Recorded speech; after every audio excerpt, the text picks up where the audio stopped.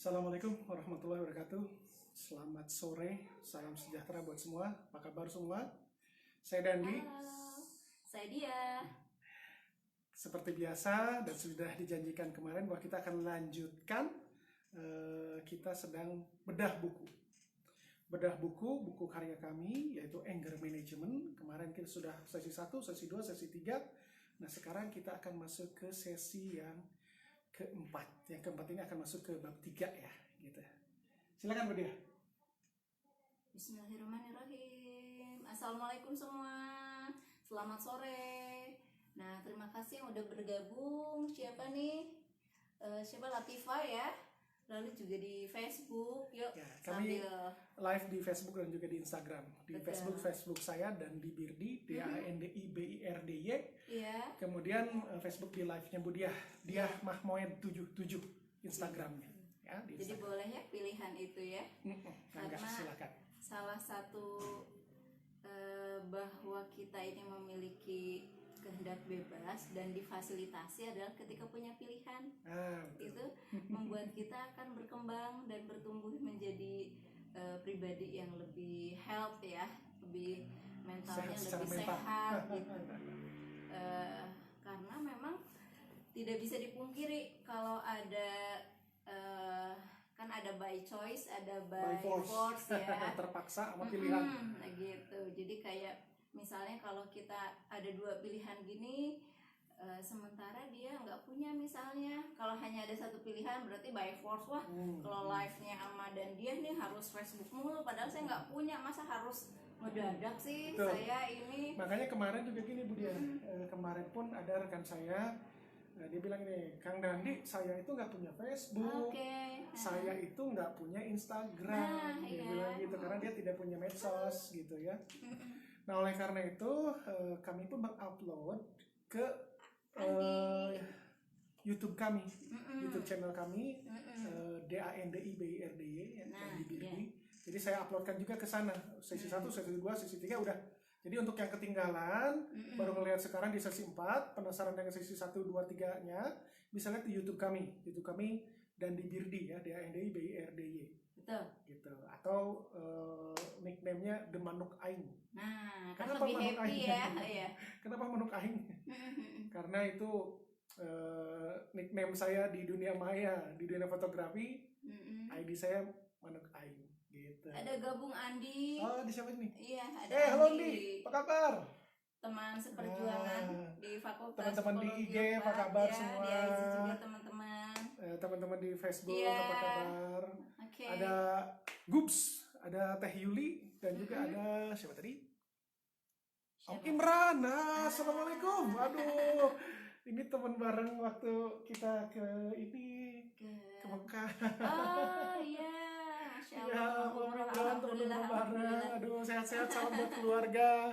Iya. Nah, ini juga ada Pei. Pei ini Aupe. Hai, apa kabar? Wah, bentar Julul Teh Anwan dulu nih enaknya BTW. Wah, hairstyle si Cihu itu. Kondisikan. Dikondisikan ini ada nih, digondrong ini. Woi, ngeteh dulu, jadi ingat kita hari ini juga ngeteh ya. Iya. Ini kan namanya afternoon tea ya. Afternoon tea. Coba Bu Dia, mari kita ngeteh dulu. Ngeteh sore lah ya. Ngeteh sore seperti biasa. Ya. Saya juga, ini apa teh madu ya? teh madu. Ya, mari kita ngeteh dulu. Assalamualaikum, bismillah. Kita teh Kang Budi Wahyu. Gubs sebetulnya dipanggilnya. Kang Gubs, mari kita ngopi. Nah teman-teman, karena kita physical distance, jadi gambarnya aja saya kirim ya. Ini gehu alias toge sarang tahu. Nih. Nah ini, mari ngagehu lah, gehu di gehuan. Di gehuan. Gehu. Nah, hari ini kita akan lanjutkan bahas buku Anger Management ya, nanti bukunya. Untuk yang belum lihat, ini bukunya.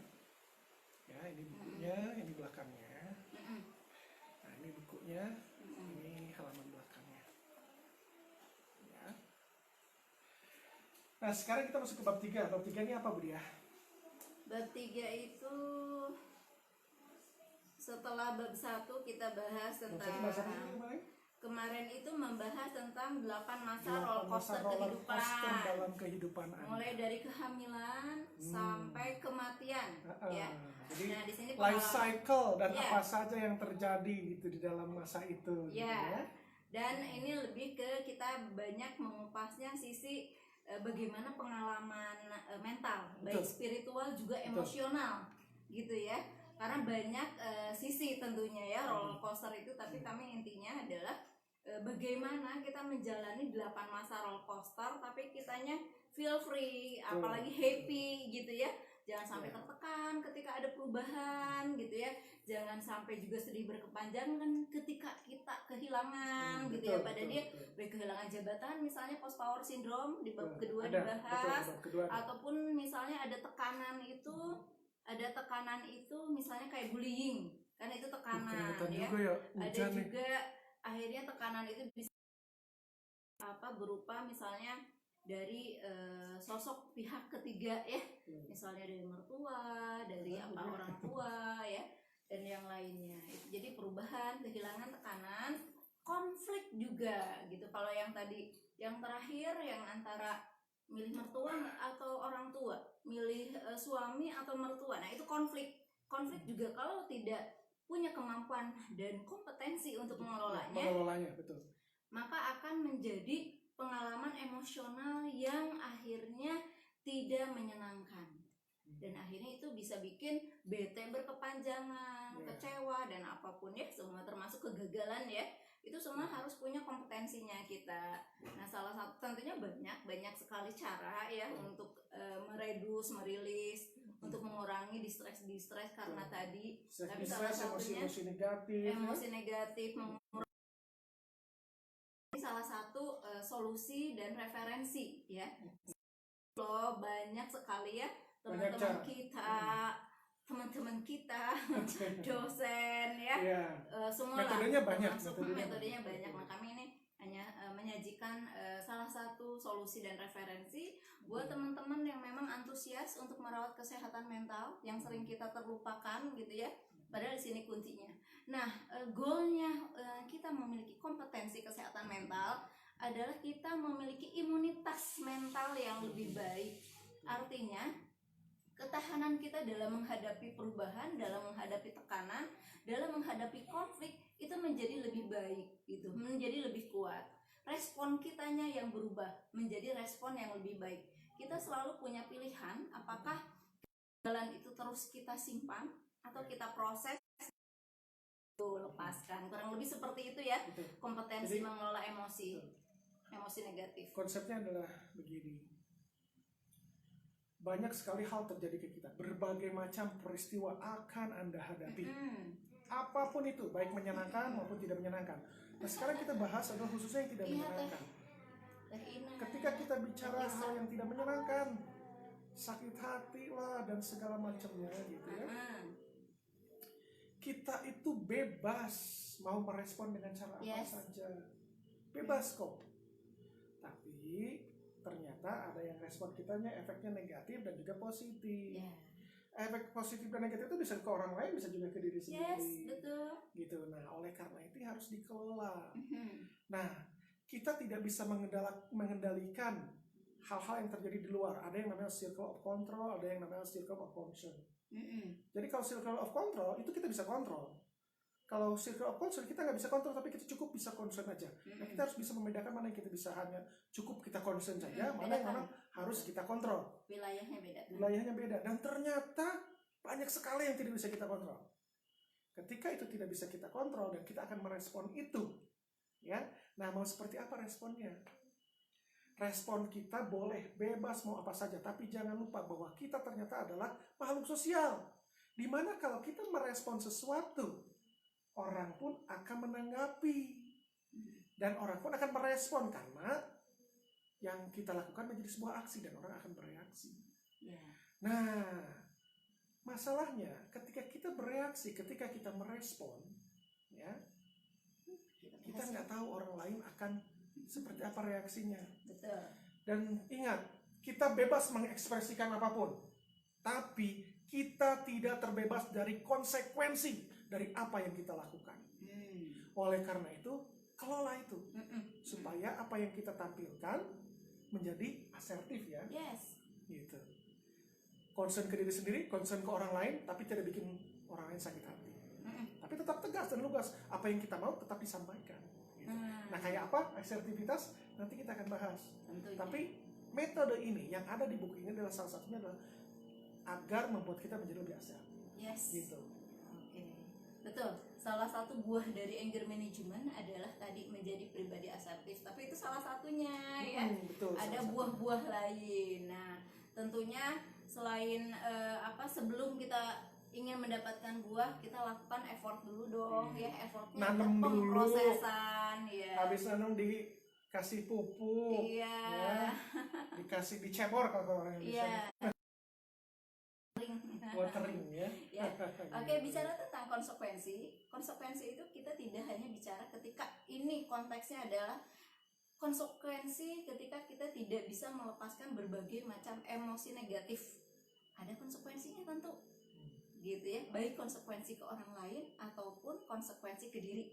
Termasuk ini konsekuensi kepada sang ilahi. Kita bahas berdasarkan pengalaman kami menangani beberapa klien yang memang punya masalah dalam anger management, gitu ya. Di sini kita bahasnya konsekuensi itu adalah dengan di bab 3 ya. Bagi yang punya bukunya makasih lo udah beli, berarti ada kurang lebih termasuk ke 2.900 pembaca yang sudah mengapresiasi karya kami. Makasih banyak. Terima kasih loh. Ya, terima kasih banyak. It's meaningful banyak. for us. Nah, ini dampak nafsu amarah berkepanjangan. Berarti kita bahas yang berkepanjangan ya. Nafsu amarah berkepanjangan, betul. Kalau dikatakan marah boleh nggak? Marah baik secara emosi, rasa di dalam boleh. Marah keluar juga boleh. Tapi tentunya S dan K, syarat dan ketentuan berlaku tentunya, karena tadi kita hidup di sebagai makhluk sosial. Berarti tetap kita boleh kok sebagai marah sebagai rasa maupun marah sebagai perilaku, itu dua hal yang dibolehkan, tapi ya itu jangan nanti berlebihan dan jangan berkepanjangan, karena ada konsekuensi yang harus dibayar ketika kita memendam nafsu amarah berkepanjangan. Baik Pak Dandi, nah ini seperti biasa ya, bukunya kami banyak ilustrasi. Ini terima kasih yang sudah hadir nih. Supaya nggak boring. Ada Mbak Vina, halo Mbak Vina. Halo Jason, how are you? Oke. Boleh Alfia. saya bacakan dulu ya? Boleh, silakan. Di sini juga ada saya say hi dulu. Iya, ada Mbak Boni, ada siapa nih? High level dari Tasikmalaya. Makasih ya udah join ya. Oke, saya bacakan dulu di halaman 64. Hidup adalah tempat persinggahan. Hidup tak lepas oleh waktu. Sampai akhir masa, hidup selalu ada masalah dan kegelisahan. Hidup berubah oleh siang malam, namun perasaan tetaplah sama. Ku coba melihat ke belakang, ku temui jalan berliku. Ku coba melihat ke depan, ku temui jalan buntu. Ku coba melihat ke kanan, ku temui keluarga yang tidak utuh. Ku coba melihat ke kiri, ku temui perasaanku yang rapuh. Entah masalah hidup ini mau diapakan, entah masalah hidup ini apakah hanya dilupakan, entah masalah hidup ini terus ada sampai masa depan, entah masalah hidup ini akankah bisa menjadi nyaman, atau terus terkungkung nafsu amarah berkepanjangan. Jadi pilihan. Tuh. Mau cara akhirnya kita nyaman, atau terus aja kita nggak merdeka, terpenjara oleh nafsu amarah berkepanjangan dan berbagai macam konsekuensi juga dampaknya. Di sini kita tahu ya, kita bahas apa sih yang terjadi ketika ransel emosi penuh amarah itu tetap ditahan dan dipendam. Banyaknya tanpa disadari, karena berbagai macam kita menggunakan namanya self defense mechanism. Adalah dengan dia mencoba repress siapa dan dia salah satunya. Sebenarnya itu artinya Sebenarnya itu artinya Anda masih dalam kondisi normal. Yes. Artinya Anda masih punya sehat Anda secara adalah jiwa. manusia. Anda manusia gitu, manusiawi. Jadi kalau dari teori mungkin sambil Betul. dijelaskan. Boleh, Jadi silakan. ada teori dari Freud. Freudian, any Freudian in here? Jadi dia bilang tuh bahwa ego dan super ego. Itu adalah keinginan-keinginan dia yang sifatnya hedonis. Yeah. Segala yang kepengenan, segala yang enak-enak, dia akan menghindari yang tidak enak. Dan harus segera ya. Dan harus difulfill segera. Ada yang namanya ego, ada yang namanya super ego. Kalau ego itu melihatnya apakah apa yang diinginkan si id ini bisa dilakukan atau tidak. Yes. Bisa nggak sih dilakukan? Oh, kata ego, oh bisa kok dilakukan. Jadi fungsinya itu untuk reality testing. Betul. Melihat realitas, bisa nggak dilakukan. Itu satu. Dan keduanya adalah fungsinya untuk defense mechanism. Begitu ada kepengenan, ada sesuatu yang ini, dan ternyata itu membuat perasaan kita, hati kita tidak balance. Yes. Untuk membuat balance, dia akan melakukan defense mechanism. Nah, membalance dengan apa? Ada yang namanya super ego. Super ego itu adalah ketika kepengenan kita apa dari it, menurut lakukan, super ego akan melihat kalau saya melakukan ini, maka masyarakat akan memandang apa? Yes. Lingkungan akan memandang apa? Aturan hukumnya kayak apa? Aturan normanya kayak apa? Kalau itu sejalan, maka tingkah laku akan dilakukan. Jadi dia bertanya boleh nggak boleh ya. Terus gitu. dia benar apa salah gitu. Nah itu ya. Kalau si ego tadi bisa nggak? Bisa nggak doable nggak ya? Memungkinkan nggak ya? Ada gitu yang ya. tanya, ya? Boleh. Ada yang bilang menyampaikan sesuatu harus cari cara dan waktu yang pas. Tapi setuju nggak Teh?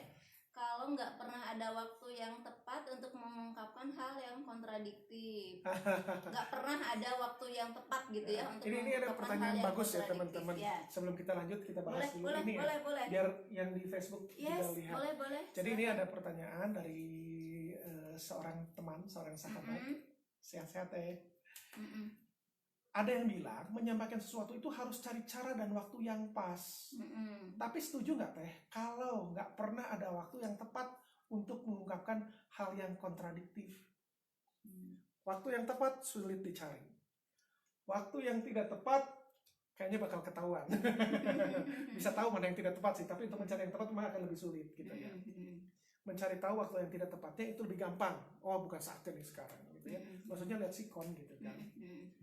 Tapi betul, ketika hal yang disampaikan adalah hal yang bakalan kontradiktif, bakal menyakitkan, nah itu perlu teknik tertentu. Yes. Kita menyampaikan hal yang benar, tapi caranya nggak pas, orang akan menangkapnya dengan cara yang salah. Gitu. Sini dong bro. Ini ada anak kami. Iya, ada Kakang. Halo sayang. Nih. Ya, Maka betul Teh. Jadi memang ketika misalnya hal yang kontradiktif. Nah, sebenarnya kalau saya sendiri ya tergantung ini ke siapa kita akan bicara. Kalau ke orang yang kita trust di mana orang ini kita tuh yakin dia akan menerima apapun dari kita selama cara kita tentu aja pakai etika ya gitu asertif ya. Tadi asertif gitu ya. Jadi diminimalisir lah bagaimana dengan cara asertif itu akan meminimalkan respon yang tidak menyenangkan dari orang yang diajak bicara tentang tema itu gitu ya. Tapi tetap kalau kita trust ya, kita trust bahwa oh ternyata ini juga suatu hal yang esensial di mana misalnya katakanlah yang signifikan itu suami, orang tua gitu ya, atau mertua gitu. Kita pilih dari 3 itu, oke, yang bisa kita sejiwa adalah pasangan. Berarti pasangan ini walaupun misalnya temanya kontradiktif tapi ini penting gitu ya. Dan kita tuh jadi ganjalan. Memang ada 2 pilihan, bisa satu di ruang terapi, tapi tetap walaupun di ruang terapi kita katakanlah sudah dikuras berbagai macam emosi negatif, tapi kalau ketemu lu lagi ya tadi sumber stimulus masalahnya itu tetap ada jadi ganjalan, berat juga. Jadi pilihannya menurut saya selain tadi menguras emosi negatif, kedua adalah belajar cara asertif gitu. Jadi akhirnya ini menjadi salah satu cara gitu ke misalnya katakanlah ke pasangan gitu ya, cari cara yang tepat, terus kita udah trust. Kecuali kalau kita nggak trust gitu ya, itu berarti ada masalah di trustnya dulu yang digarap, berarti dibenerin dulu, dia nyaman, kita nyaman, baru kita bicara. Takutnya gini, kalau kita bicara bilang bahwa ini kontradiktif, itu perasaan kita bisa jadi gitu ya, gitu. Kita mengukur, menimbang gitu, kita masuk itu ternyata ketakutan dari kita sendiri. Kadang ketakutan itu lebih besar daripada kenyataan kita. Banyak klien yang akhirnya dia mengembangkan perasaan-perasaan yang memang membuat dia tersiksa. Ternyata ketika dicoba gitu ya, karena memang untuk asertif juga butuh keberanian gitu, dan ini butuh latihan, makanya kompetensi dibilangnya. Jadi perlu dilatih gitu. Jadi menurut saya yang pertama adalah kalau yang tadi masalah kontradiktif membuat ransel emosi kita penuh, garap itu di ruang terapi gitu ya. Kalau udah nyaman dan merasa memang tidak diperlukan, gak usah lagi. Tapi kalau ternyata itu masih ada ganjalan walaupun udah ruang terapi, coba bicara baik-baik, tapi harus disampaikan gitu ke yang bersangkutannya. Iya, disampaikan, tapi tetap tadi trustnya kita bangun dulu ke pasangan misalnya ya, atau ke mertua, kurang lebih begitu ya. Semoga menjawab. Jadi gini Teh, kata kuncinya adalah kita harus mencari waktu gitu ya, mencari waktu yang tepat. Find the time, but you will never find the time, gitu. Nggak akan nemu waktunya. Kalau nyari waktu nggak akan nemu. Find the time, itu susah. Maka yang harus dilakukan adalah make the time. Bikin waktunya gitu. Jadi kita tahu, makanya saya bilang tadi bahwa kalau yang tidak tepat waktunya, kita tahu oh ini kayaknya nggak tepat nih waktunya. Tapi kapan dong waktu yang tepat? Ciptakan waktunya. Bukan menunggu dia datang sendiri. Gitu, ciptakan waktunya. Gitu, make the time. Gitu. Dan keluarga adalah salah satu yang harus selalu kita make the time. Betul, dan yang namanya untuk keluarga itu priority. Nggak bisa dilawan kalau itu mah. Priority. Gitu. Gitu ya. People come and go, orang datang dan pergi. Siapapun dalam hidup Anda, kalau orang lain. Tapi kalau keluarga, dia stay. Gitu. Maka untuk keluarga itu harus jadi prioritas. Mungkin tadi ada juga yang bertanya mungkin Budia, apa itu asertif gitu ya? Kita ngebahas tentang asertif, jangan-jangan juga belum pernah ya. Ya, asertif itu adalah mampu mengungkapkan dengan tegas, dengan lugas, dengan jelas. Tapi tidak membuat orang lain menjadi sakit hati. Tidak membuat orang lain menjadi ilfeel gitu. Sehingga dia itu adalah irisan dari kepentingan pribadi. Ya. Pertama, kalau orang yang selfish, dia hanya memperhatikan pribadi saja. Ya. Itu orang yang main ya, ke gue doang. Tapi ada orang yang orientasinya ke orang lain doang. Orang lain aja, tapi kita nggak diperhatiin dirinya sendiri. Nah, asertif itu irisan di antara keduanya. Tetap memperhatikan kebutuhan kita, tapi juga memperhatikan kesejahteraan orang lain. Jadi memperhatikan kesejahteraan, harkat dan martabat diri sendiri, dan juga orang lain. Itu adalah asertif. Gitu. Betul. Oke, semoga bisa membantu ya. Ini yang dari IG. Nah, kita bahas di sini di bab 1 kita sudah bahas mengenai banyaknya sebab amarah dari 8 roller coaster kehidupan. Bab 2 sebagian kisah yang sering terjadi dalam keseharian. Nah, di bab ini kita akan melanjutkan membahas terkait nafsu amarah berkepanjangan. Nah, apa yang terjadi ketika ransel emosi penuh amarah tetap ditahan? Kita cerita ada berbagai macam data ya di sini ya. Baik nih, berbagai macam data. Baik dari di sini ada data perceraian, ada rata-rata 3 orang meninggal setiap jam loh. 61% kecelakaan disebabkan oleh karakter pengemudi. Jadi human error pada ini ternyata 61 di jalan raya itu. Lalu pasangan juga ini 40 pasutri per jam ya. Betul, dalam 1 jam. Angka perceraian yang terakhir datanya memang data perceraian yang tertinggi se-Asia Pasifik. 40 pasutri per jam. Lalu juga di sini ada juga di kelurahan itu banyak tuh yang konflik massal, tawuran Pak Dandi, gitu. Termasuk di ruang-ruang pejabat kayak semacam apa tuh kayak tawurannya bukan tawuran di jalanan, tawuran di kampung aja Pak Dandi. Ternyata di parlemen-parlemen ataupun di partai-partai ya, itu juga yang terakhir juga kan heboh banget, ada yang lempar, teriak gitu ya. Ternyata ketika emosinya sudah naik, itu tuh logika tuh nggak jalan. Terus berbagai macam ilmu pengetahuan gitu yang harusnya kayaknya itu dimiliki oleh para pejabat tinggi itu, tapi ternyata itu juga akhirnya nggak berfungsi kalau lagi marah gitu ya. Nah, kita lihat dari dua perspektif Pak Dandi. Kenapa sih orang itu menyimpan amarah berkepanjangan? Kalau dari sini kita sampaikan ya, di sini silahkan, nih ada dua perspektif dari agama dan dari psikologi gitu ya, teman Evi mungkin boleh lihat, silahkan. Nah, oke ya. Nah, di sini kalau dari sudut pandang agama, kita tahu ya ada istilah lingkaran setan, tahu ya? Wah, jangan sampai kita terjebak lingkaran setan. Dan yang namanya lingkaran setan itu hal-hal yang selalu dikaitkan pada keburukan Pak Dandi. Misalnya lingkaran setan narkoba, lingkaran setan pelacuran, lingkaran setan bullying misalnya ya. Ada lingkaran setan juga ya tadi amarah berkepanjangan gitu ya. Sehingga di sini kita bagaimana nih cara untuk memutus lingkaran setan amarah berkepanjangan?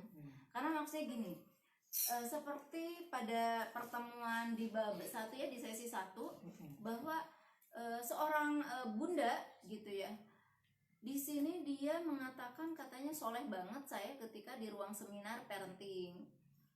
Saya juga soleh banget ketika di ruang ceramah, berjanji pokoknya saya tidak akan mengulangi nih gitu ya, bentakin anak, kritik anak gitu ya, melakukan kekerasan verbal ataupun emosional ataupun fisik. Tapi kenapa ya Bu Dia, ketika saya ternyata menghadapi anak saya lagi di rumah, kok taring saya keluar lagi, kok saya jadi monster lagi. Terus dia itu berulang dengan dia sudah teriak, dia sudah misalnya sampai nyubit yang paling ekstrim, ada yang dimasukkan anaknya ke kamar mandi.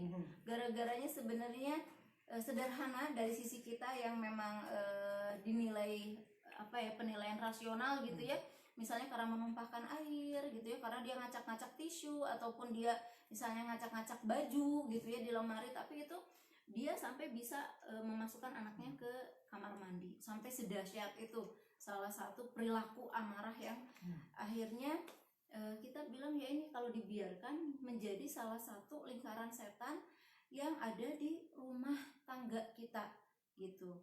Dan ini menjadi nanti luka pengasuhan tentunya kalau dilakukan berulang-berulang. Menyesal, nanti ibunya sudah menyesal tapi besoknya dia melakukan lagi gitu ya. Nah, di sini juga disampaikan Pak Dandi, mungkin dari sisi saya bacakan ya, dari sudut pandang agama berarti lingkaran setan gitu ya.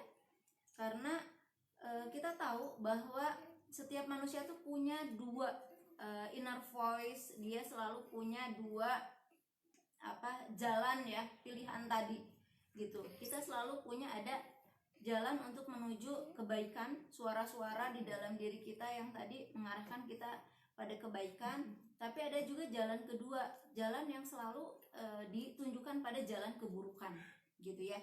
Nah, di jalan keburukan itu kalau dalam sisi agama itu adanya pintu amarah. Jadi pintu amarah adalah jalan masuk setan gitu ya. Makanya tadi mohon maaf contohnya misalnya yang tadi seorang ibu ketika dia ransel emosi penuh, dia meledak, dia mengunci di kamar mandi, pasti itu karena memang mendorong dia melakukan perilaku buruk, dan itu dorongan syaitan. Tapi tentunya ada andil dari kita juga, kenapa kita sampai kok tergosok seperti itu gitu ya.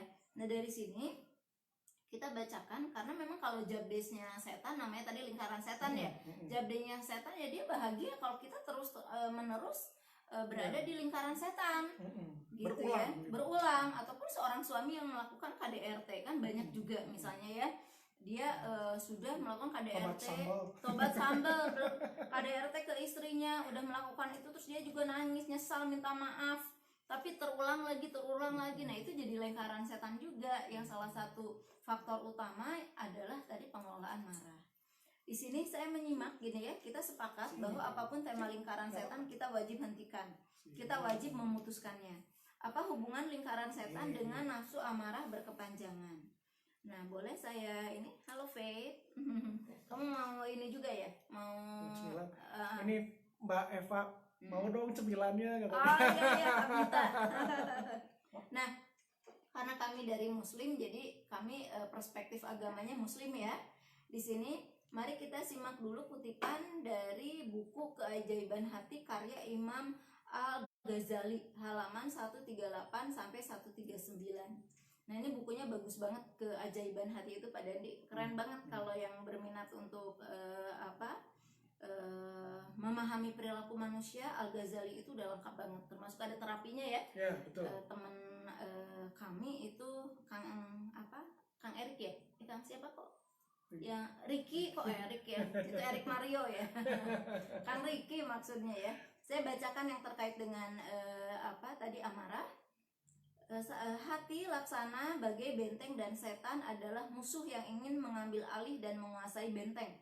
Untuk menjaga benteng dari musuh, kita harus menjaga pintu-pintu, bahkan semua celah dan lubang.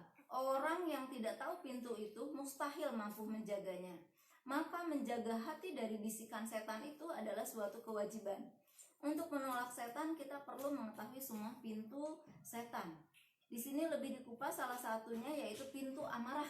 Jadi setan itu masuk karena di jiwa kita ada pintu amarah yang selalu mengundang dia untuk masuk, gitu ya.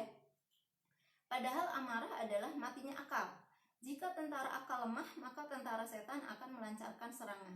Ketika seseorang sedang marah, maka setan akan leluasa bermain-main dengannya, laksana anak-anak yang asik bermain bola. Ini kutipan ya dari Al-Ghazali halaman 138-139 gitu ya. Lalu juga dari kutipan ini kami garis bawahi bahwa agar kita mampu memutus lingkaran setan, kita harus tahu bahwa itu adalah salah satu pintu masuk setan. Jadi kalau kita tetap memiliki amarah berkepanjangan di jiwa kita, kita seakan-akan pembiaran gitu ya, membiarkan pintu buat setan. Bukain pintu gitu, nggak dikunci gitu. Tadi kan amarah kalau marah punya ya, tapi kalau amarah yang berkepanjangan itu memang tempat ngedompleng setan di situ gitu, dan kita seakan-akan membiarkan kalau tidak melakukan apapun untuk mencegah atau menstopnya gitu ya. Terus banyak pertanyaan ke kami Pak Dandi, katanya boleh emang ya marah dia Pak Dandi, karena kan ada hadis ya la taghdab. Nah, kita bahas juga gitu ya, karena ini salah satu mindset yang harus kami juga sampaikan gitu. Kalau udah punya pikiran tertentu itu kan suatu hal yang keyakinan ya, keyakinan kuat, dan itu jadi tolak ukur kita untuk berperilaku. Jadi kalau kita bahwa nggak boleh marah gitu, nggak boleh marah, di sini ada perilakunya deh. Jadi banyak yang diamputasi Pak Dandi marahnya itu ya, sehingga marahnya diamputasi, itu ditekan, iya, tidak dialirkan, ditekan gitu ya, apalagi yang amarahnya yang luar biasa, dan itu jadi masalah yang berkepanjangan di kemudian hari. Nah, di sini emang boleh ya marah. Nah, ini juga kami sekali lagi mengutip karena kalau dari ahli agama ya Pak Dandi ya. Di sini kami merenung apa sih yang dimaksud oleh Rasulullah bahwa jangan marah sampai 3 kali beliau wasiatkan. Apakah memang tidak boleh marah? Bukannya marah itu hal alami dan merupakan emosi yang Allah cipta. Dengan sifat Allah Maha Adil tidak mungkin menciptakan sesuatu dengan sia-sia Pak Dandi. Niscaya ada maksud dan tujuannya. Akhirnya dari buku The Purification of the Heart karya Hamzah Yusuf halaman 156.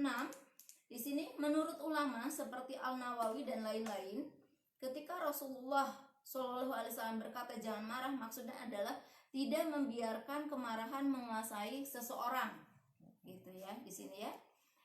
Dan membuatnya kehilangan tata krama. Kendalikan amarah dan jangan pernah kehilangan kendali. Kemarahan adalah sesuatu yang perlu dilatih, bukan dihapuskan. Sehingga sebab manusia jika benar-benar menekan rasa amarahnya atau menghilangkan, banyak ketidakadilan di dunia ini dan tidak banyak juga tirani yang dibiarkan berkuasa tanpa koreksi. Jadi kesimpulannya adalah di sini bukan gak boleh marah walaupun dia sebagai perilaku tadi, tapi gak boleh berekspresi marah yang berlebihan, yang tidak ada manfaat dan membuat kerusakan. Disinilah poin pentingnya kenapa kita harus punya kompetensi untuk mengelola dan mengendalikan. Kita yang punya kendali. Jadi control your anger before it controls you, gitu. Silakan.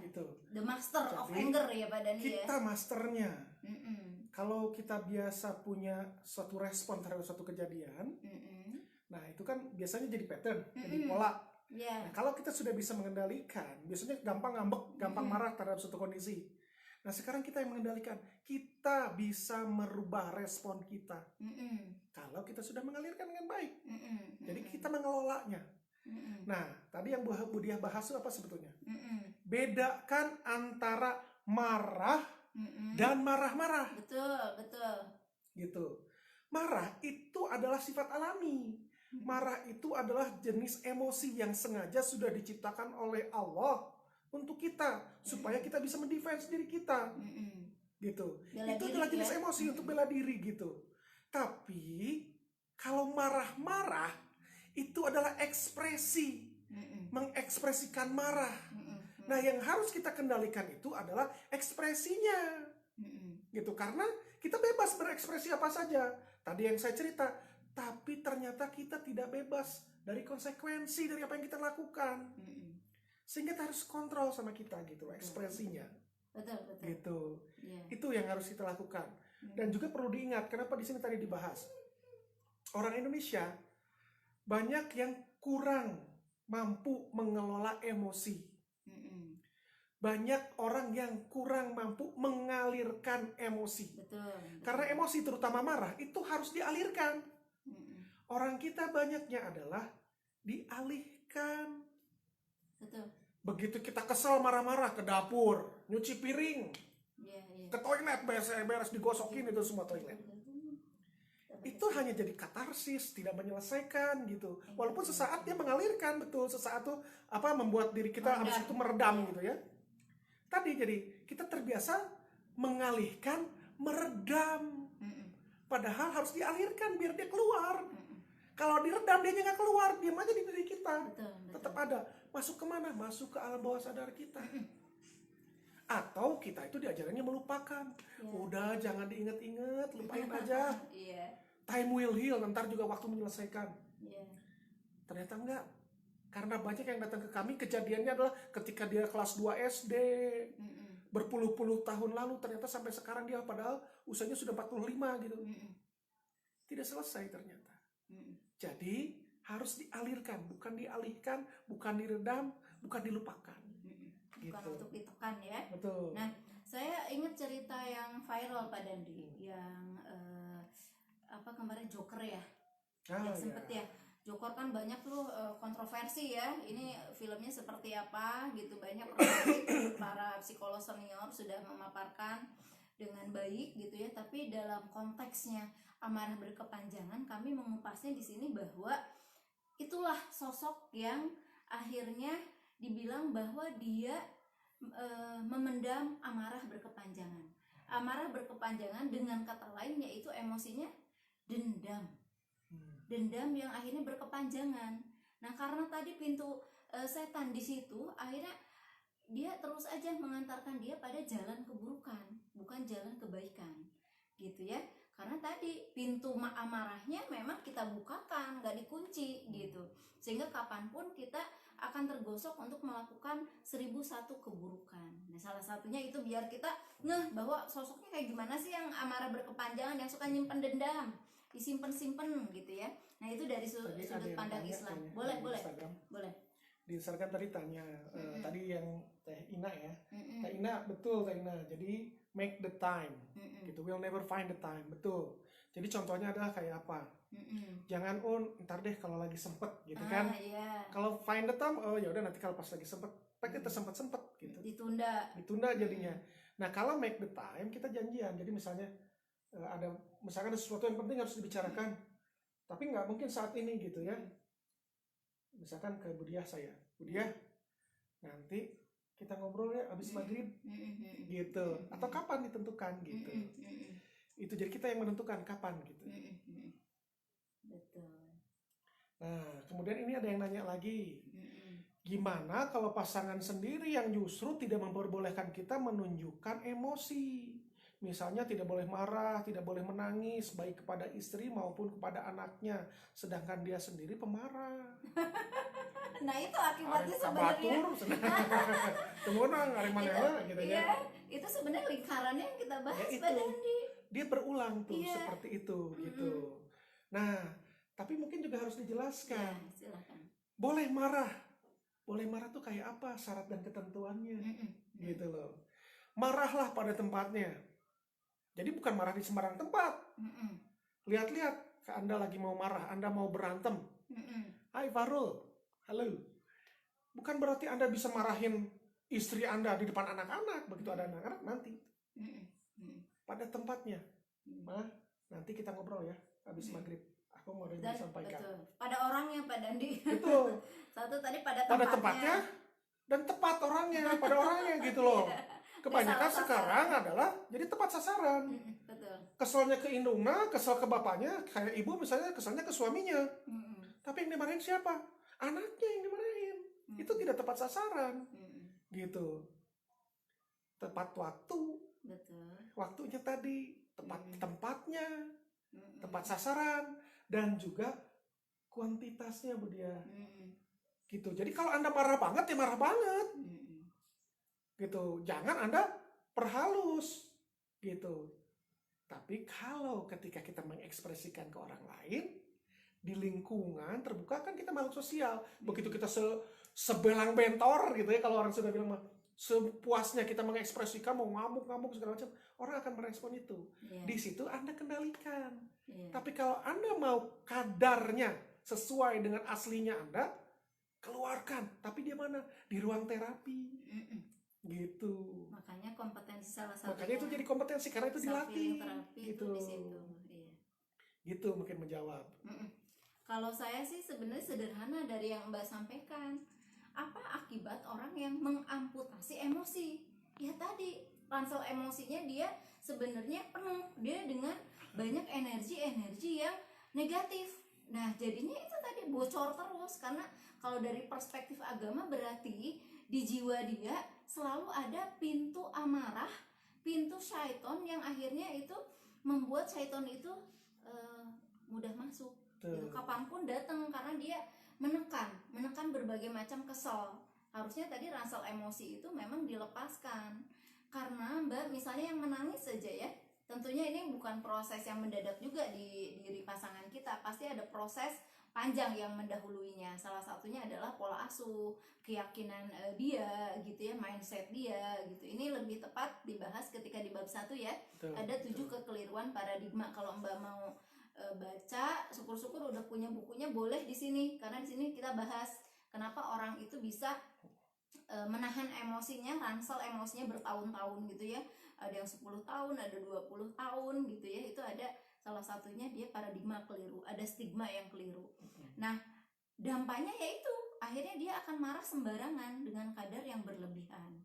Itu salah satu ciri bahwa memang dia punya ransel emosi yang negatif. Karena misalnya tadi balik lagi menangis itu kita mengeluarkan air mata ya. Sedih itu adalah sebuah fitrah, karena juga saya meyakini dari sebuah kisah Rasulullah ketika ditinggalkan oleh 2 anaknya yang laki-laki ya, itu kan menangis, meneteskan air mata ya, ketika anaknya meninggal ya. Betul. Berarti itu fitrah manusiawi yang beliau pun tidak tekan gitu, tapi tetap tidak yang berlebihan, tidak meratap, tidak meraung-raung, tidak mengutuk. Tapi kalau beliau menangis itu diceritakan di beberapa kisah yang saya pernah baca. Maksud saya adalah ternyata Allah menciptakan menangis itu ada tujuannya. Kan sesak ya kita itu kehilangan itu, nangis gitu ya. Mulai dari kita kehilangan, misalnya anak kita kehilangan kucing ya. Ditinggalkan misalnya kucingnya mati, ketabrakan, nangis itu reaksi yang spontan loh. Tapi kita tekan, kita amputasi. Akhirnya yang harusnya keluar tekanan itu melalui tetesan air mata, di mana dari riset juga air mata itu mengandung hormon-hormon kortisol, hormon-hormon stres. Kalau misalnya disimpan di badan dia jadi toksik, jadi racun buat kita. Kebayang tangisan kita yang harusnya keluar misalnya beberapa mili gitu ya, supaya kita jadi rilis stres, termasuk imunitas badan kita pun dikeluarkan lewat tadi ya, kortisol itu dikeluarkan dengan menangis. Dia tersimpan. Simpanlah katakanlah 10 mili satu kejadian yang lain 10 mili, 10 mili ya, atau berapapun itulah air mata yang harusnya keluar. Berarti badan dia kemana-mana penuh dengan racun, penuh dengan toksik. Itu salah satunya akan sangat berpengaruh. Yang kami bahas adalah di sudut pandang psikologi. Di sini juga kami nanti akan membahas bahwa orang yang menyimpan tadi sedih berkepanjangan pun, amarah berkepanjangan, dia salah satunya imunitas tubuhnya akan rendah. Kalau anak-anak akan sering sakit-sakitan, salah satu cirinya. Atau enggak dia uring-uringan, karena dia banyak memendam berbagai macam toksik. Termasuk sekarang pandemi, berbagai macam kekhawatiran, kecemasan. Gitu. Itu tidak diamputasi emosi itu, tapi diregulasi. Ya, ingat, emosi itu tidak ditekan atau tidak diamputasi, tapi diregulasi, tapi diatur, tapi dikelola gitu ya. Dan sekali lagi, dialirkan bukan dialihkan. Itu prinsip dari emosi. Sebelum kita membahas yang ini ya. Sebelum bahas ini, jadi kalau mau yang ada konsultasi ya. Boleh. Bukan ini. Ini ada Teh Ana Pak Dani, Bu Dia. Nanti malam akan ada kuliah WhatsApp. Betul, karena memang itu ini, culture. Betul, ada pertanyaan nih. Apakah marah itu dipengaruhi oleh budaya? Betul. Sangat dipengaruhi. Di bab 4 sebenarnya ada. Di bab 4 nanti akan kita bahas. Ada emosi yang alami, ada ekspresi emosi. Di ekspresi emosi ya, terutama di ekspresi emosi itu. Nah, di sini itu beda-beda. Poin 6 bahwa dia dipengaruhi oleh budaya dan pendidikan. Betul. Nih Bu Dia. Kita tahu kita Indonesia ini multicultural ya. Orang Sunda ngomongnya muter-muter kadang-kadang, padahal dia kesel gitu. Tapi beda ekspresinya dengan cara orang Jawa. Orang Jawa aja beda. Jawa Tengah beda. Jawa Timur beda lagi. Cara ekspresinya. Orang Batak beda lagi caranya gitu. Makassar beda lagi gitu. Kebayang nggak? Ya? Betul. Mungkin ketika pertama kali saya ketemu teman saya yang orang Batak waktu di Bandung ya, itu saya kaget, orang kok marah-marah gitu. Lu kok marah-marah, teriak-teriak, bentak-bentak gitu. Ternyata dia tidak marah, itu ngobrol biasa. Nah kebayang misalnya gini, orang Surabaya nih. Orang Surabaya itu kan kalau mengekspresikan ya langsung aja, dia ya ketemu orang Sunda, atau ketemu orang Jawa Tengah gitu, yang halus, yang biasanya mengontrol. Nah kebayang kan, kaget gitu, kok gitu amat. Nah itu perbedaan budaya itulah, apalagi kalau kita menikah dengan orang yang dari lintas budaya. Nah itu harus dipelajari itu dan dikelola, dan terutama adalah kita nanti saling memahami, saling menerima gitu. Jadi ada yang namanya Anda harus melakukan menerima gitu apa yang dia apa adanya. Tapi tentu saja tetap harus dia kelola ya dianya gitu ya. Sebetulnya, jadi ada kompromi gitu. Ada kompromi, dan kompromi ini boleh Pak Dandi? Boleh silakan. Ditambahkan. Nah, kalau bicara tentang budaya di pernikahan itu sebenarnya kita bahas lebih dalam di tema marital conflict management. Nah, sebenarnya keluar malam ini gitu ya. Kalau masih mau daftar boleh DM aja gitu ya. Karena ini 4 sesi. Sesi pertama dimulai jam 8 malam ini, dan temanya dari 4 tema itu ada keluarga sukses, ada juga self worth atau harga diri, lalu juga ada conflict marital management dan emotional management for kids. Kalau mau di sini nih teman-teman IG yang berminat itu silahkan bisa DM saya, nanti saya bisa invite. Bisa juga lihat di IG saya, di situ postingannya. Di situ harganya 140.000 untuk 4 paket Pak Dandi. Ya di FB silahkan bisa juga lihat di postingan saya, bisa mendaftar. Di situ ada langsung 4 paket Pak Dandi kita karena banyaknya ini untuk sharing. Itu dengan 2 tema dengan Kang Asep Hairul Gani. Beliau marital counselor yang sudah sangat senior gitu ya. Dan nanti kami yang memberikan 2 sesi yang lain gitu. Jadi yuk kita kupas karena jadi 2 sesi Kang Asep, 2 sesi kami. Betul gitu ya. Kita mulai jam 8 malam ini. Kalau mau ada yang ini silahkan DM. Kalau di Facebook mungkin di postingan silahkan bisa komentar ataupun di personal messenger ya, boleh silakan hubungi ya, atau bisa bukan SMS, WA ke 0812 silakan 10 75029 ya. Oke, saya lanjut di sini gitu ya. Nanti kita untuk tadi ekspresi emosi dan emosi bedanya apa itu kita akan paparkan lebih detail ya di bab 4. Tapi kalau sekarang ini masih kita membahas fatalnya kita menyimpan dan memendam amarah berkepanjangan. Di sini silahkan ada 7. Ini 7 deadly sin Pak Dandi. Dalam arti ya tadi karena berdosa ketika kita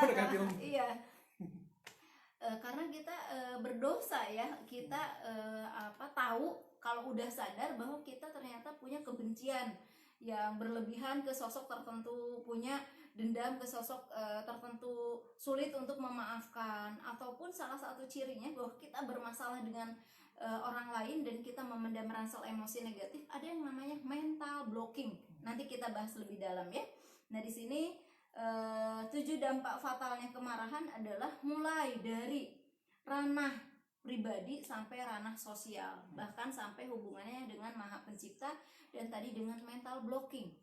Nah, satu adalah kalau kita menyimpan kemarahan berkepanjangan, maka ada yang namanya infeksi sabotase diri. Ini dia luka batin yang akhirnya dampak pertamanya dirasakan oleh dirinya sendiri. Apa sih sabotase diri? Self-sabotage. Yes, self-sabotage ya. Kemarahan yang terus-menerus, ini kita bahas poin pertama. Pada diri sendiri melahirkan kondisi di mana kita melakukan sabotase diri, yaitu kita memiliki pikiran, perasaan, dan perilaku yang cenderung mengkritik, menyerang, dan mempersalahkan diri sendiri. Jadi ini banyaknya karena self blaming yang berlebihan. Kalau ada situasi yang buruk pasti dia nunjuknya aku salah nih, gitu ya. Terus akhirnya wah salah lagi. Ciri-cirinya apa dia? Ciri-cirinya yaitu misalnya dia dengan banyak kalau ada ini pasti dia menyalahkan diri sendiri, tapi berlebihan Pak Dandi, bukan dalam rangka introspeksi gitu. Berlebihan dan sering minta maaf. Ya. Aduh maaf ya aku salah. Aduh maaf ya. Benar. Gitu. Dengan dia banyak minta maaf itu salah satu membuktikan bahwa dia memang tidak lagi berlebihan. Minta maaf bagus. Iya. Gitu. Jadi misalnya banyak yang sampai kadarnya paling ekstrim memang yang depresi ya, yang sabotase diri. Dia itu ngomong dengan saya kurang lebih 1 jam, tapi minta maafnya hampir setiap menit. Gini-gini, terus dia banyak merasa bersalah. Salah ya Bu, aduh, terus disertai dengan anxiety gitu ya, disertai kecemasan. Ibu salah, minta maaf ya Bu. Aduh kok bisa sih saya ngomong kayak gitu ya, kayak gitu. Dan disertai penyesalan yang berlebihan, bersalah berlebihan, dan akhirnya itu lama-kelamaan kalau dia dalam sendiri tadi banyak inner voice yang mengkritik, menjudge, menghakimi ya, gitu. Dan akhirnya itu kalau dilakukan terus-menerus dan ada tekanan yang berat, lakukan dia bisa self harm. Dia menyerang dirinya bahwa ini aku tuh useless, aku tuh worthless gitu ya. Aku tuh udah putus harapan, aku nggak ada gunanya hidup, ngapain sih? Banyak yang akhirnya klien saya terutama yang ditangani saya itu adalah yang memang sudah depresi, yang sudah juga dinyatakan bipolar oleh teman-teman kami psikiater, itu akhirnya dia melakukan self harm. Beberapa dia udah muncul suicidal thought, atau bahkan dia sudah suicidal thought, pikiran-pikiran untuk bukan hanya menyakiti diri tapi untuk mengakhiri hidupnya. Sampai ada yang sudah mencoba, sudah trial, ada yang minum molto, ada yang mau loncat dari gedung, ada yang dia memegang alat tajam ya, silet semua badannya. Tapi saya yang sangat luar biasa ada menghadapi 15 tahun. Anak usia 15 tahun Pak Dandi melakukan self harm dengan silet, dan itu orang tuanya nggak tahu karena dia pakai tangan panjang kemana-mana. Padahal begitu dia bermasalah puncaknya baru dia mogok dari sekolah, barulah ketahuan dan di refer ke kami. Itu salah satu karena anaknya kurang terbuka. Kenapa kurang terbuka? Kurang trust bisa menerima diri artinya dia apa hubungan adanya. antara anak dan orang tua ada masalah itu. Ada masalah antara gitu. hubungan anak dengan orang tuanya. Betul gitu. Jadi Tidak akhirnya tertutup. keras, jadi betul. komunikasi tidak jalan. Gitu. Jadi akhirnya dia memendam sendiri dan mencari cara atau coping yang maladaptif. Maladaptif itu yang tidak sesuai, malah itu bukan lagi copingnya tidak efektif ya, padahal dia sangat negatif karena dia menyakiti diri, dan itu salah satu ciri bahwa kepribadiannya sedang depresi berat gitu ya. Tidak lagi adaptif gitu, copingnya coping yang menyakiti diri gitu ya, karena berawal dari sabotase diri, dan ini ditandai dari harga diri yang demikian rendah pada diri sendiri. Bahkan ada yang ekstrim adalah dia nggak mau bercermin berhari-hari, berminggu-minggu, berbulan-bulan, dia nggak mau menatap dong gitu, karena ada suatu kesalahan dia yang menyesal banget, nyesek, dia nggak punya kompetensi untuk mengeluarkannya. Akhirnya dia bercermin tuh dia benci ke diri dia marahin diri dia, tapi ini bukan dalam rangka marahin self talk terapi ya, tapi yang dia kebenciannya dan akhirnya self punishment. Betul, itu bagus banget. Dirinya sendiri. Mempunish dirinya sendiri, menghakimi gitu ya, dan menghukum dirinya sendiri. Ini udah patologis memang gitu ya. Dan yang dimaksud dengan Goleman ya ini kebencian patologis gitu, amarah itu, dan kebenciannya ini ke diri sendiri ya, itu ya. Karena akhirnya rasa sedih, rasa frustasi, benci itu dipendam di tubuhnya. Lalu berikutnya pada ini mental blocking. Nah, mental blocking ini misalnya begini nih, ada nggak yang sempat ngalamin? Percuma, suami saya nggak akan berubah, Pak. Banyak. Ada nggak? Gini. Banyak, percuma. Ya ibu coba suaminya dengerin dulu. Percuma. Suami percuma saya dia nggak akan paling berubah. juga gitu juga. Udah bertahun-tahun gitu juga. Nah. Gitu. Atau betul kok Bu, ayah tuh benci saya. Sederetan prestasi nggak akan membuatnya bangga pada saya. Gitu ya. Terus ada juga dia, ibu saya itu hard to please. Saya capek ngikutin kemauannya Pak. Hard to please tuh sulit untuk disenangin gitu ya. Gak pernah puas, selalu kritik, selalu nyalahin saya. Ada juga yang sampai dia mental blockingnya ke sang ilahi. Yaitu salah satu indikator dari mental illness itu adalah dia mempersalahkan Tuhan, mempersalahkan Maha Kuasa. Saya malas ibadah, percuma Allah juga gak dengerin saya kok. Selama ini doa-doa saya gak ada tuh yang terkabul gitu ya, kayak di bab 2 ini.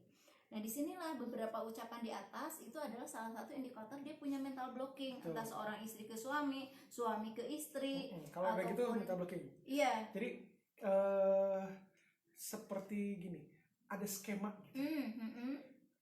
Kita melihat pola. Melihat pola dia itu, kalau saya melakukan ini maka suami saya akan melakukan itu. Dan kita meyakini pola itu. Padahal belum tentu gitu.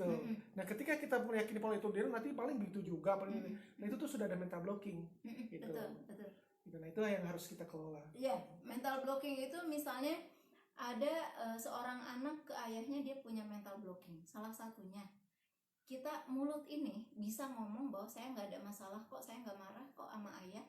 Seorang suami ke istri, saya nggak marah kok ke istri saya. Itu secara logika, secara norma ya, mulut ini kan banyak dikontrolnya oleh logika ya. Tapi kalau kita ingin jujur, hati, dan hati ini tercermin banyaknya dari fisik kita Pak Dandi. Ketika kita ketemu orang itu, bahasa tubuh ya, non-verbal. Karena memang dari penelitian komunikasi lisan itu hanya menyumbang 7% dari perwakilan ekspresi emosi dia, sedangkan 93% adalah tercermin dari mata, dari ekspresi badan, dari ekspresi wajah, fisiologis ya, ritme jantung gitu ya. Dan itu mata ya yang paling ini expression. Iya, betul. Nah, di sini ada mental blocking seorang anak ke ayah itu dia nggak berani untuk menatap.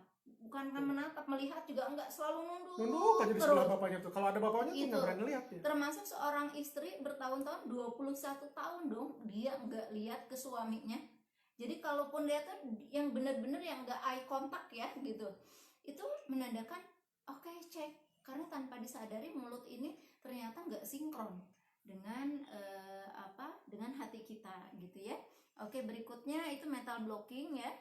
Lalu juga yang 3, ketika amarah berkepanjangan ternyata ini mempengaruhi ke motivasi. Jadi akhirnya potensi juga luruh, prestasi juga ambruk. Misalnya Mbak Dandi di setting industri ya, yang kita sharing anger management, nggak setting parenting aja, tapi setting industri juga. Mungkin cerita ya, salah satu dari melorotnya karyawan, dari atlet yang dia deg-degan. Jadi kami menghandle ada sebuah perusahaan yang kok kinerjanya menurun Pak Dandi. Gitu. Kenapa ya gitu? Terus kita telah, kita lihat, kita akses, waktu itu kita lakukan assessment. Ternyata 70% adalah toleransi for stressnya jelek. Sehingga kemampuan mereka mengelola stres itu jelek. Barulah kita cari tahu, oh ternyata ada stresor di sana yang cukup besar dan mereka tidak bisa menghandle itu. Dan itu ngaruh ke kinerja. Gitu, sehingga yang kita lakukan adalah kita melakukan ke mereka kita terapi mereka. Kita terapi mereka. Setelah diterapi mereka, barulah gitu ya. Barulah itu keluar tuh si emosi-emosi negatifnya kita keluarin, kita kuras. Setelah itu kinerjanya naik dong. Naik asli kinerjanya. Kinerjanya menjadi lebih bagus. Dimana kan kalau pabrik, karena ini pabrik ya. Kalau pabrik mah indikatornya nggak sulit ya. Saya pasang dulu nih sebentar ya. Kalau pabrik itu indikatornya dari mana? Kalau pabrik itu indikatornya dari jumlah produksi. Jumlah produksinya meningkat luar biasa. Gitu. Itu kalau di setting yang industri kinerja. Kemudian juga kecil ya Mang Agem. Sekarang masih kecil juga nggak? Oke. Nah, begitu ada juga company yang dia punya atlet-atlet, gitu. Dia punya atlet-atlet yang akan dikirim ke, jadi ini ada sebuah tes kompetensi, ya. Jadi bukan atlet olahraga tapi lumayan ya, siap. Jadi dia untuk berkompetisi, ya. Dimana ketika orang berkompetisi kan deg-degan, kan wajar kan. Nah, ada sebuah perusahaan dia sudah ngikutin berkali-kali, bertahun-tahun, dan ini perusahaannya levelnya itu level internasional, ya. Ini grupnya Toyota. Dia mengirimkan orang ke sana, tapi selama ini selalu kalah.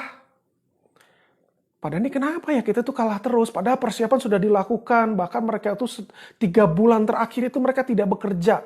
Mereka sudah dilakukan di lockdown. Hanya berlatih aja, tidak kerja gitu. Tapi begitu di sana kok mereka tidak bisa perform. Saya bilang, bisa nggak kalau orang-orangnya ketemu saya mau interview dulu. Sebetulnya apa yang mereka rasakan gitu. Ternyata mereka tuh nervous, deg-degan. Jadi ketika di sana, terlebih di luar negeri, udah kalah mental duluan. Jadi bukan masalah di teknis, bukan masalah di kemampuan mereka yang tidak bisa, tapi mereka nggak bisa menghandle stresnya. Saya ajarkanlah cara untuk membuang ransel emosi. Saya terapi, setelah saya terapi, saya ajarkan mereka bisa sendiri. Makanya kami punya metodenya namanya sehat, self-healing therapy. Ya. Jadi bisa melakukan terapi untuk mereka sendiri. Kita ajarkan. Jadi tanpa saya ikut ke sana pun, mereka bisa melakukan sendiri. Gitu. Kita ajarkan itu, kita ajarin tentang teknik butterfly hug. Dan bisa. Dan setelah diberikan itu, selama mereka bertahun-tahun ngikutin kompetisi tersebut, tidak pernah mendapatkan medali apapun. Sekarang mereka dapat 2 medali emas. Pokoknya dari 7 orang yang dikirim, 5 dapat medali. 2 emas, saya lupa sisanya ada 1 perak apa 2 perunggu gitu ya. Saya lupa. Pokoknya 5 dapat medali gitu. Nah itu yang ketika kita bisa mengelola emosi dengan baik, maka luruhlah itu gitu loh. Jadi kalau dari hasil penelitian saya melakukan penelitian antara hubungan motivasi dengan derajat stres. Ternyata ketika orang derajat stresnya ketinggian, motivasinya pun rendah. Dia KO, waduh pusing. Ketika orang derajat stresnya kerendahan, juga dia tidak punya motivasi yang tinggi. Karena nggak mau ngapa-ngapain, cicing. Mau santuy weh. Nyantai, nggak mau ngapa-ngapain. Nah, kalau kita mampu mengelola stres itu perlu. Hanya saja derajatnya. Jangan ketinggian, jangan kerendahan, tapi di sedang. Nah, terapi yang kami ajarkan itu, kami akan ajarkan Anda supaya bisa mengelola, supaya stresnya tetap di sedang, gitu. Supaya tetap di sedang. Itu yang kami ajarkan ke Anda nanti. Nah, itu yang ketiga. Yang keempat adalah kesehatan fisik jadi korban. Ya. Dari hasil penelitian ternyata 90% penyakit fisik diawali dengan penyakit psikis. Gitu. Kemarin saya cerita juga tentang yang namanya psikosomatis. Apa yang terjadi di fisik ngaruh ke psikis, apa yang terjadi di psikis ngaruh ke fisik. Gitu ya. Nah, kemarin saya cerita tentang orang yang mengidap kanker. Dari hasil penelitian, ya ini di Harvard ya. Dari si Michael Burry ini. Yang tadi yang psikosomatis tadi Harvard, kemudian ini dari Michael Burry, dia bilang bahwa 6 dari 10 pengidap kanker ternyata dia bermasalah dengan forgiving. Bermasalah dengan memaafkan. Dia punya marah, dia nggak bisa ngemaafin orang yang bikin dia marah. Dia punya rasa sakit hati dan nggak bisa memaafkan orang yang nyakitin hatinya. Itu dari hasil penelitian. Dari data yang kami dapatkan di lapangan yang datang ke kami berkonsultasi, minta diterapi dan segala macamnya lah. Ternyata 100% bermasalah dengan memaafkan. Punya amarah gede, nggak bisa maafin. Akhirnya sakit. Gitu. Makanya hati-hati. Harus dikelola. Stres, emosi negatif itu harus dikelola. Karena kalau nggak itu akan nyerangnya. Karena marah itu ada 2 jenis. Anger in dan anger out. Anger out kita mengekspresikan yang rusak orang. Anger in kita tidak mengekspresikan tapi sebenarnya kita punya marah dipendam masuk ke dalam. Yang rusak siapa? Kita. Badan kita yang jadi sakit. Itu yang keempat. Yang kelima, sumbu pendek. Gampang ngamuk. Dikit-dikit ngambek. Kayak tadi yang di Instagram bilang, marah nih suaminya katanya. Bentar-bentar ngambek gitu ya. Kenapa? Kok orang bisa gampang marah? Padahal misalnya tadi anaknya bikin masalah dikit tapi kok ngamuknya lebay. Karena dia punya ransel emosi sudah penuh. Apa sih yang mengisi ransel emosi? Masa lalu, masa kini, masa depan. Yang isinya kebanyakan adalah frustasi. Apa itu frustasi? Ketika kita punya kepengenan, punya ekspektasi, dan itu tidak dicapai atau tidak didapatkan, maka kita menjadi frustasi. Frustasi itu ditabung, satu, terus nabung, lama-lama penuh, begitu penuh, meledak. Kenapa orang gampang meledak? Karena sudah penuh ransel emosinya. Supaya itu tidak dibuang gitu. Jadi, supaya nggak penuh, kita kuras emosi-emosi negatifnya. Gitu. Kalau nggak, Anda jadi sumbu pendek. Nah, dengan Anda belajar mengelola emosi, belajar terapinya, itu memperpanjang sumbu Anda. Gitu. Melemahnya kemampuan kognisi, jadi nggak bisa mikir. Kenapa kok jadi nggak bisa mikir? Jadi ada yang namanya prefrontal cortex, ngurusin logika, ngurusin berpikir, ya, kognisi. Ada yang namanya amigdala, ngurusin emosi. Kecepatan amigdala merespon lebih cepat daripada prefrontal cortex. Jadi kita itu akan cenderung merespon lebih cepat dengan emosi daripada dengan logika. Gitu. Nah, ketika kita nggak bisa mengelola dengan baik, emosi itu jadi ngeblok logika kita. Makanya melemahnya yang kelima tuh. Yang keenam, melemahnya kemampuan kognisi. Ada fenomena yang namanya amigdala hijacking. Apa itu amigdala hijacking? Amigdala hijacking adalah ketika amigdala tadi merespon dengan emosi, dia naik tuh cepat, merespon, ngambek. Kalau kita sumbu pendek langsung ngamuk duluan. Begitu ngamuk, di otak kita akan keluar. Ada yang namanya hormon katekolamin namanya. Begitu keluar hormon katekolamin itu akan membasahi otak kita. Dan itu membajak prefrontal cortex kita sehingga dia nggak bisa jalan. Sehingga logika kita nggak jalan.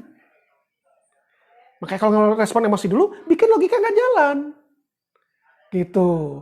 Nah begitu dia nggak jalan, maka hanya emosi aja yang keluar.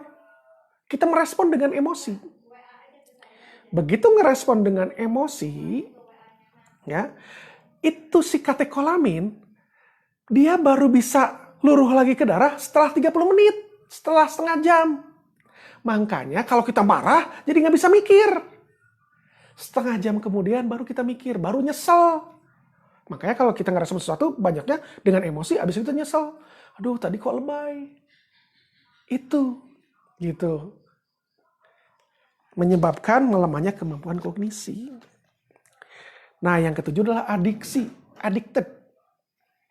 Adiksi terhadap apapun menjadi ketergantungan kitanya. Narkoba lah, judi, ada yang ketergantungan ke judi, gitu. Macam-macam ini. Nah, itu tuh sebetulnya ya ketika emosi kita tadi tidak dikelola dengan baik, gitu ya, Bu Dia. Nah, itulah Nah, berikutnya adalah ruang rasa nih. Itu tadi 7 ya, dengan adiksi. Nah, saya bacakan ya ruang rasanya. Sekarang saatnya Anda menuliskan apakah masih ada nafsu amarah yang berkepanjangan atau apakah masih ada seseorang yang sulit Anda maafkan hingga saat ini. Jika ada kemarahan atau dendam, berapakah levelnya? Dari skala 1 sampai 10. 1 itu lemah, 10 itu kuat. Nah, kira-kira Anda di level mana? Nah, di situ silakan Anda tuangkan di sini. Makanya kalau buku ini disarankan satu orang tuh 1. Karena Anda akan menuliskan. Ini sebagai memonya Anda. Buku diary Anda. Nanti sampai belakang tuh ada diolah jadinya. Oke, dari jawaban-jawaban Anda ini nanti Anda kelola, Anda olah sehingga Anda terapilah itu. Gitu masalah-masalahnya. Gitu ya Bu Dia? Ya, betul. Itu adalah bab yang ketiga. Nah, semoga bab ketiga ini minimal menjadi pengingat buat kita. Ya, apakah kita punya atau tidak tadi tentang amarah. Gitu ya. Silahkan Anda pikirkan, Anda resapi, amarah apa yang Anda punya. Ada nggak gitu hal-hal di masa lalu yang ternyata masih ngaruh ke saat ini. Gitu. Unfinished business. Ada unfinished business. Ada yang mau ditambahkan Bu Dia? Oke. Nah, sebenarnya di bab 3 ini sebenarnya kita mengajak untuk kita lebih aware, mengeksplor wilayah emosi kita gitu ya. Jadi dan ini memang tahap yang nggak mudah Mbak Dandi gitu, karena kita butuh membuka berbagai macam tabir dari yang biasanya kita tutupin, kita ngerasa baik-baik aja gitu ya. Nah, kita perlahan-lahan mengakui kalau itu ternyata sangat mengganggu gitu ya, termasuk mengganggu peran kita sebagai ibu, peran kita sebagai ayah. Misalnya tadi contohnya ada seorang ayah, dia mengajarkan untuk menekan emosi, apalagi untuk anak-anak. Waduh, itu luar biasa, anak-anaknya pasti tertekan gitu ya. Dan anak-anak itu kan memang 7 tahun pertama dia kayak rasa ekspresi luap-luap. Kalau itu ditekan, kita orang tuanya memiliki kekeliruan paradigma, akhirnya anaknya jadi korban ya. Kalau kita ada masalah sebagai bunda, sebagai ayah ataupun seorang karyawan, yuk kita selesaikan dan kita lanjut nanti ke bab 4 ya. Kita bahas seperti apa sih di bab 4 itu dinamika anger management. Di sini kita bahas tadi emosi, ekspresi emosi seperti apa. Ada marah iceberg itu juga seperti apa.